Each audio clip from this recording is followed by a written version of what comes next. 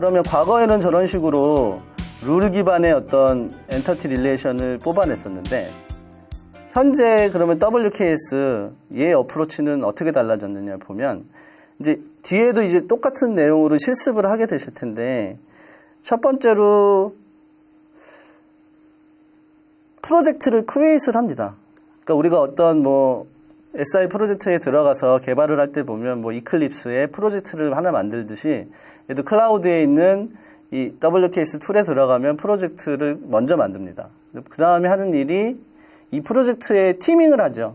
그래서 티밍은 역할이 세 가지는 나뉘는데요. 이 프로젝트 자체를 만든 사람은 어드민이 되겠고요. 그 다음에 APM이라고 해서 어노테이터 프로세스 매니저라고 밑에 써 있죠. 그래서 전통적인 그 룰 베이스 방법으로 개발을 하는 것에 그 한계를 느껴서 저희가 이제 WKS는 이제 전혀 다른 어프로치, 그러니까 데이터 기반으로 학습을 하는 어프로치를 가져가고요. 이제 이게 지금 현재 보시는 게 이제 앞으로 실습하시게 될 단계거든요. 그래서 개발 파이프라인이라고 제가 이제 적어봤는데, 처음에 그 클라우드에 이제 WKS 툴이 있고 거기에서 프로젝트를 크리에이트를 합니다. 첫 번째 단계죠. 프로젝트를 크리에이트를 한다는 건 뭐냐면 우리가 뭐 일반적으로 SI 어떤 개발을 할 때 그 이클립스에다가 어떤 프로젝트를 만들잖아요. 그런 거랑 유사하다고 보시면 돼요. 거기서 프로젝트를 하나 만들고 그 다음에 하는 것이 티밍을 합니다. 티밍을 하는데 그 역할이 한 3개 정도 돼요. 그래서 이 프로젝트를 크리에이트한 사람은 어드민으로 이제 자동적으로 역할이 주어지고요. 어드민이 APM과 SME. 그래서 APM은 이제 프로젝트의 PM이라고 보시면 돼요. 그래서 어노테이터 프로세스 매니저라고 부르고요. SME는 이제 도메인 전문가죠. 서브젝트 매터 엑스퍼트. 그래서 몇 명이 티밍을 이룰지 모르겠지만 각각의 그 티밍을 이루는 사람들의 역할을 어드민이 이제 할당을 하는 거죠. 그렇게 해서 준비가 되면 그 다음에 하는 것은 이제 타입 시스템을 디자인을 합니다. 타입 시스템이 뭐냐면 이제 이것도 뒤에 이제 주요 개념 자세히 설명드릴 텐데 타입 시스템이라는 건 뭐냐면 엔터티 타입이랑 릴레이션 타입을 정의하는 거죠. 그러니까 우리가 해당 도메인에 어떤 엔터티를 뽑을 것이냐. 예를 들어서 뭐 펄슨 혹은 뭐 오가니제이션 이런 것들 얘기하는 거죠. 그 다음에 릴레이션은 관계. 그 엔터티하고 엔터티 사이에 어떤 관계가 있는지 그런 타입들을 정의하는 거죠. 이게 말하자면 요구사항이라고 보시면 돼요. 어떤 프로젝트를 WKS를 사용해서 프로젝트를 하시면 이런 어떤 엔터티 타입과 릴레이션 타입을 뽑아야 되는지를 정의를 먼저 해야 되죠. 그래서 그 타입 시스템 디자인을 할 수 있는 화면이 존재하고요. 그 화면에 들어가서 해당 엔터티 타입과 릴레이션 타입을 정의를 합니다. 그 다음에 하는 것은 저희들이 이제 코퍼스라고 하는 어떤 도큐먼트, 그러니까 우리가 어노테이팅을 해야 하는 도큐먼트를 집어넣습니다. 근데 예를 들어서 어떤 프로젝트를 하는데 해당 도메인에 도큐먼트가 뭐 100만 개가 했다고 해서 100만 개를 모두 다 넣는 게 아니고요. 그 뽑고자 하는 엔터티 타입하고 릴레이션 타입이 굉장히 적정하게 들어있는, 그러니까 굉장히 그 도메인을 대표적으로 설명할 수 있는 그 일부의 그 도큐먼트만 넣게 돼요. 이제 그래서 뭐 예를 들어서 100만 개 중에 뭐 한 2,000개만 넣는다든가. 뭐 이런 식으로 해서 아주 특징적인 그런 문서들을 선별해서 넣게 돼 있고요. 그래서 그런 과정이 이제 코퍼스 임포트하는 과정이 될 거고, 그게 이제 도큐먼트가 들어가면 코퍼스라고 이제 저희가 부르게 되죠. 그 다음에 단계는 딕셔너리 크리에이트 단계랑 프리 어노테이션 단계가 있는데, 이 단계는 옵셔널이에요. 사실 처음 이제 프로젝트 첫 단계에는, 초기 단계에는 이 딕셔너리하고 프리 어노테이션을 못하는 경우가 많아요. 예, 그래서 이건 옵셔널이고, 이걸 하는 이유는 이제 뒤에 휴먼 어노테이션을 하는데, 휴먼 어노테이터가 아까처럼 그 문서에 아까 고양이를 펫이라고 하고, 그 다음에 강아지도 펫이라고 하고, 이런 엔터티 타입을 이렇게 어노테이팅을 하는, 라벨링을 붙이는 작업을 하는데, 그게 너무 양이 많거든요. 예를 들어서, 뭐, A4지 뭐 10장 정도의 문서다, 하나가. 그럼 거기에 해당되는 엔터티 타입이 만약에 고양이라는 단어가 한 100개 있으면 100개를 다 해줘야 되는 상황이 오는 거거든요. 그게 굉장히 반복적이고, 시간을 많이 잡아먹는 그런 그 어노테이팅 과정이기 때문에 그 부분을 좀 이제 줄여보자, 시간을. 그러니까 휴먼 어노테이션에 들어가는 에포트를 줄여보고자 해서 이제 프리 어노테이션이라는 게 있는 거고, 프리 어노테이션은 여러 가지 방법으로 가능하지만 그 중에 하나가 이제 딕셔너리가 되고요. 딕셔너리로부터 정의된 그런, 예를 들어서 동물이라는 딕셔너리가 있고, 얘를 그 동물이라는 엔터티 타입에 매핑을 해서 그 딕셔너리에 정의되어 있는 것을 한꺼번에 다 미리 어노테이팅을 해서 휴먼 어노테이터가 이제 그 쏟는 에포트를 줄이고자 하는 게 이제 목적인 거고요. 그래서 딕셔너리는 딕셔너리 파일이 기업 내부에 이미 있을 수 있고요. CSV 형태로 있다면 임포트가 가능하고요. 아니면 직접 들어가서 일일이 이제 그 타이핑을 해서 에디팅을 하고 에딩하는 그런 화면도 존재합니다. 그래서 그런 과정을 거치면 딕셔너리가 나오고요. 그래서 이 딕셔너리를 집어넣어서 프리 어노테이션 과정에 집어넣으면 프리 어노테이트 된 코퍼스가 나오죠. 그러니까 아까 집어넣은 코퍼스가 함께 들어가겠죠. 딕셔너리와 함께. 그래서 프리 어노테이트, 그 결과물은 프리 어노테이티드 코퍼스가 나오게 되는 거죠. 그 다음에 하는 것이 이제 프리 어노테이트 된 코퍼스를 가지고 입력이 들어가면 사람이 직접 에디터를 통해서 라벨링을 합니다. 태깅을 합니다. 그래서 고양이는 펫, 뭐 무브는 그 사이에 어떤 뭐 여러 가지 엔터티 타입들에 대해서 하고 릴레이션도 맺어주고 릴레이션 타입도 정하고 하는 이런 과정을 거치는 게 휴먼 어노테이션 과정이고요. 이게 이 과정 중에 여러 가지 스텝 중에 가장 중요하고 에포트가 굉장히 많이 들어가는 작업이라고 보시면 돼요. 그래서 이 과정을 거쳐서 어떤 그라운드 트루스라는 게 나오게 되고요.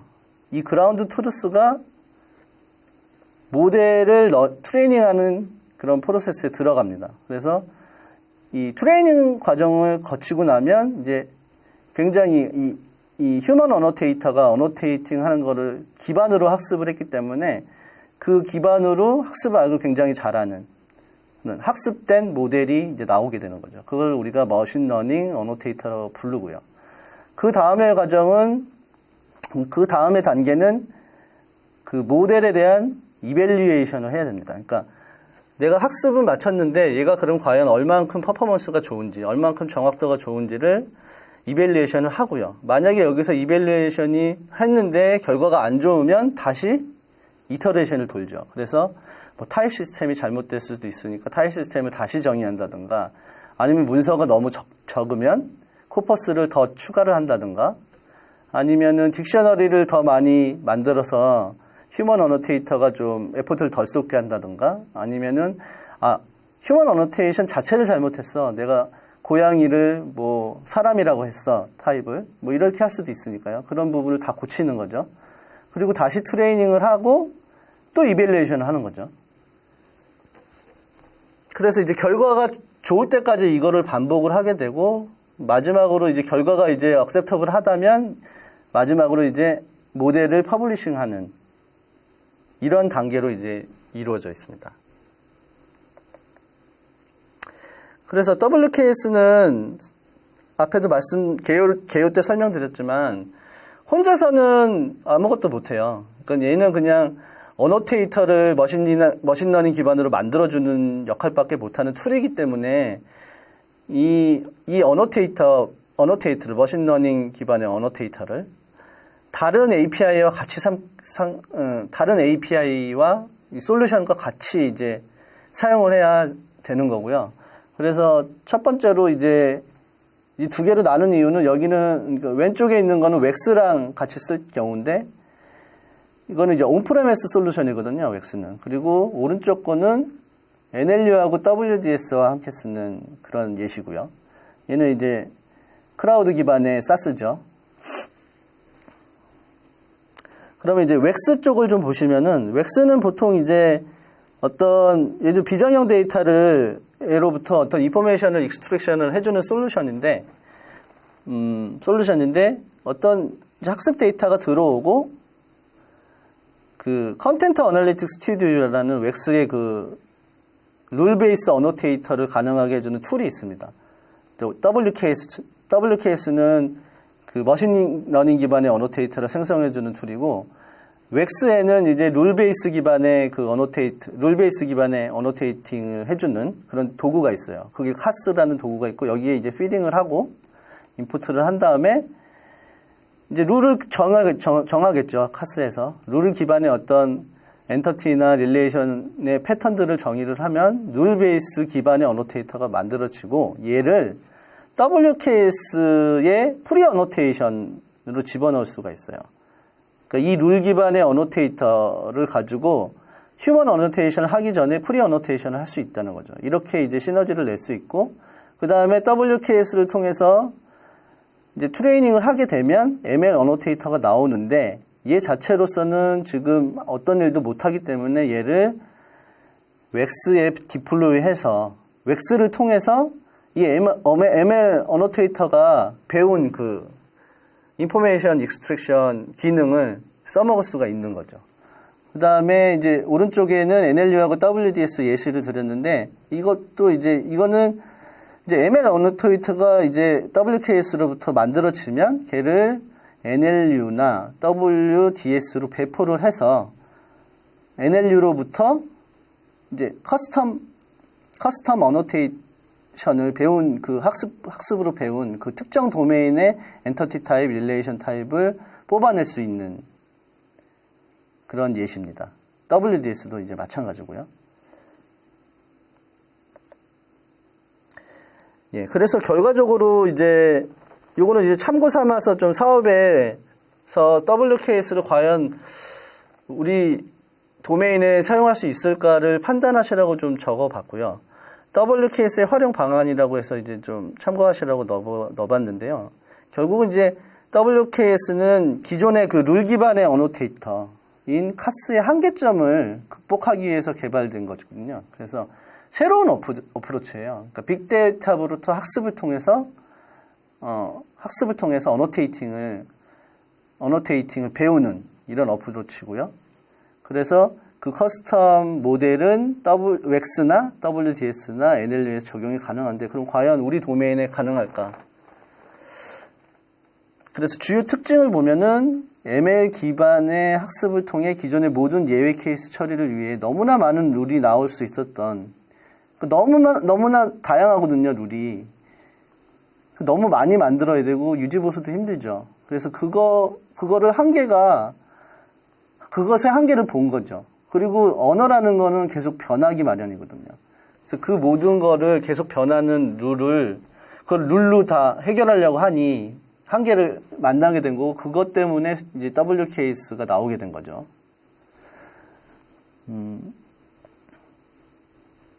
그리고 여기 보시면 주요 특징에 휴먼 어노테이터가 일정량 이상의 문서에 엔터티와 릴레이션을 정의를 하면 자동으로 학습이 가능하죠. 그래서 룰 기반에 비해 사람의 노력이 적게 들어간다고 했는데, 이거는 좀 이렇게 표현하면 안 될 것 같고요.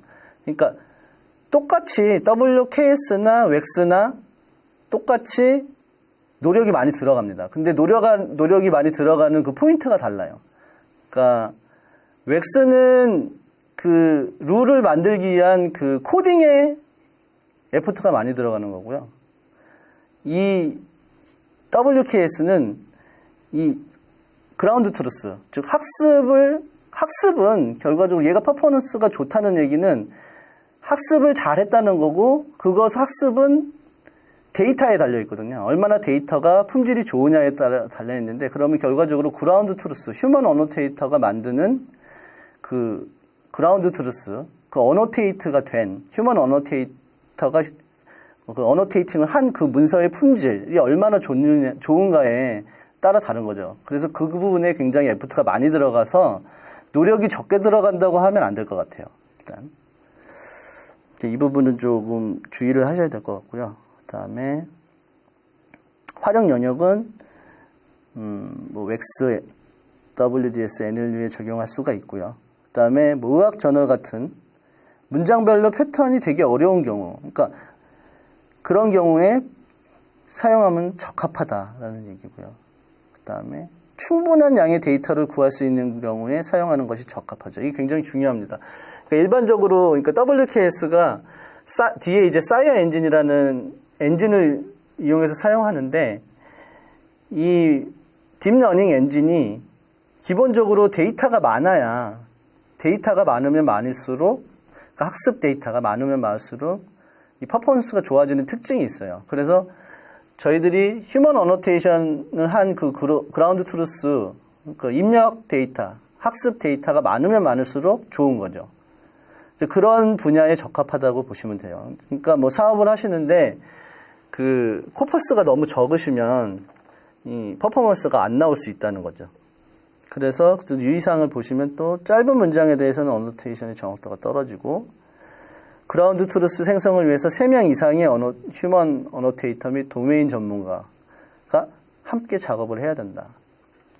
이게 리저너블해요. 왜냐면 만약 한 사람이 이걸 다 한다고 하면은 그 사람의 그 사람만이 생각하고 있는 에고라고 해야 되나요? 그러니까 그 사람의 의견만 반영이 되는 거죠. 그래서는 안 되고 품질을 높이기 위해서는 그 많은 사람의 휴먼 어노테이션, 다양한 의견을 가진 휴먼 어노테이터가 같이 합의를 하면서 이제 어노테이팅을 해야 되는 거죠. 그래야지 그라운드 트루스의 품질이 높아지는 거니까. 결과적으로 WKS에서 가장 중요한 거는 이 학습 데이터죠. 그라운드 트루스죠. 걔가 얼만큼 품질이 좋은가가 이 프로젝트의 성패가 갈린다는 거. 그리고 그거의 그라운드 트루스의 양이 중요한 거죠.